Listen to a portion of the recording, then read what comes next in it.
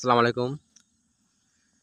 আজকে দেখাবো আপনাদের সৌদির যে খেজুর গাছ বাংলাদেশে চাষ করছে এক চাষি। এই যে এটা হচ্ছে আপনার সৌদির খেজুর গাছ। এটা যত সম্ভব কি জানি না। এই যে তো এটা হচ্ছে মরিয়ম খেজুর নাকি কি বলে। খেজুর ধরছে, খেজুর দেখাইতেছি আপনাদের। ওই যে ওই গাছটা খেজুর ধরছে।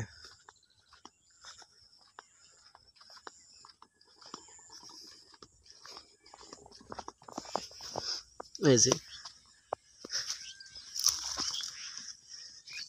খেজুর,